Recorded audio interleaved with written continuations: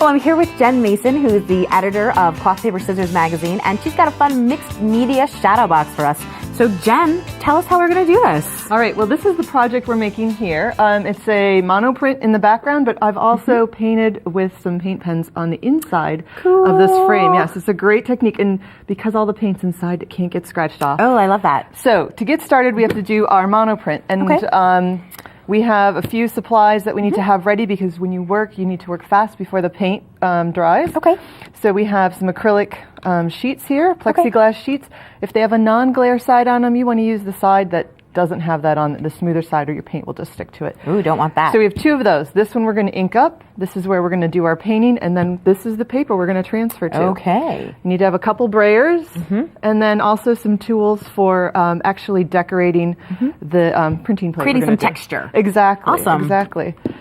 So we're going to starting with some acrylic paint. Yes. I see that. And mono printing just means mono for one. You're only going to get one print out of it. It's kind of a fun way to experiment and see what you get. Exactly. And you can use you can experiment with different kinds of paints. Some will last longer, so you could actually get a second print, which they call a ghost print. Ooh. Because it's lighter in color? Exactly, exactly. And sometimes the ghost print is what you want, and I'm going to show you an example of that later. Oh, you're putting all three on the brayer at the same time. And I'm actually going to be a little brave and mess that up. Mix those colors up? Yeah, so what I want is an ombre, which is really just this really great... An ombre is just when the colors sort of segue into each other. Exactly, okay. exactly. Cool.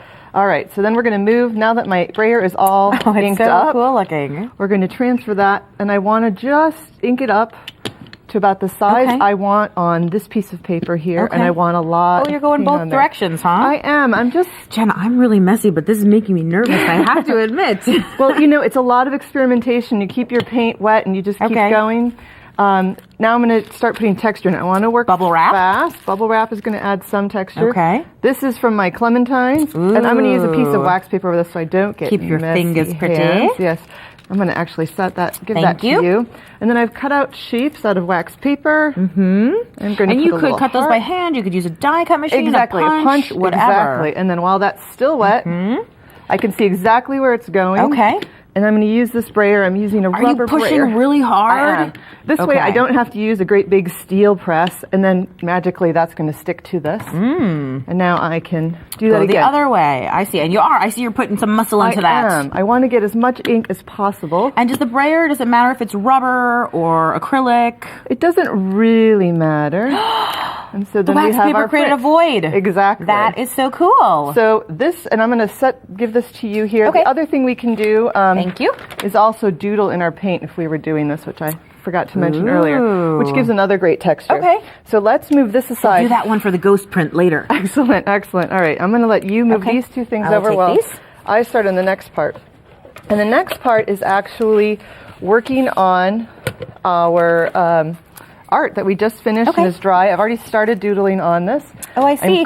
And this is where on this one you did doodle into the paint before. Okay. Yes. And now I'm echoing that by adding some more doodles with the paint. Oh, I love how your doodles just scratch and circly. Yes. And you're using a permanent marker. Yes, that's important. This is it's a paint pigment marker, which is lovely because it works nice. But you can use all sorts of different pens. I have some permanent pens. I have some of the glazed gel pens. So you would doodle on this and write and journal as much as you wanted. And then we have to start working on the really fun part, which is this frame here. Okay. I'll take this aside for you then. All right. Or do you need it? No, go right ahead. I'll take one's all set. Thank you. So, and let me show you really quickly. This here, I'm going to flip this over, is a ghost print. That is really cool. It's so much later. But on the other side, I was going to tell you, I love how you've written the word love in there. That's so cute. There's really no bad print. You can always doodle and jazz it up. When you're done, you could add some collage. Is this a stamp? Nope, that's your handwriting? That's just handwriting. Oh, you lucky, talented girl. I love to handwrite. All right, I love doodling. So, but you could stamp, obviously. You could. Okay, so now we're working with our Shadowbox frame, and a Shadowbox frame has a few different parts. We're going to set two of them aside. Okay. You have the frame part. We don't need that right now. And we have what I like to call the riser. We have glass and the backing. We need to move the backing aside too. Okay. And now we're going to take that print we finished before. We're going to set it under here.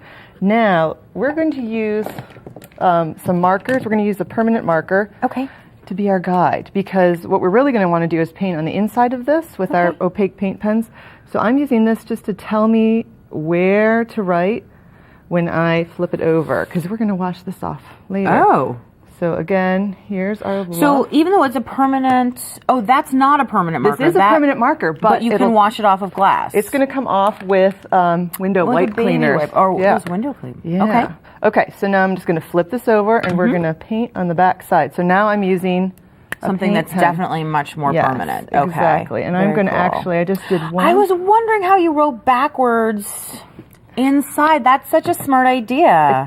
It took a while to figure out how I was going to complete this, and when I found out that you could take those permanent pens and actually wipe make them away, that's so cool. So you keep going on that, and then even with the white, so I didn't give myself any white guidelines, but I'm going to do that same doodle thing here on this side, which echoes the design we painted in there and wrote with the blue. Oh. And when you turn that back over, now we have to clean off our guidelines. So we're going to just take a wipe. Now you could use a baby window wipe? spray. I haven't actually tried a baby wipe, but you can use window spray. But you're just using a little bit of pressure. Just a little pressure, just like you were if you were cleaning off your mirror. And I would wipe that off. I would also get the rest of this nice and clean. Yes. So what you want to do, though, is make sure you've got all of your space over. Sometimes you have to flip it back over to see if you've gotten it nice and clear. Yeah. Okay. But so that's sort of the magic in that. And then you would just put this together.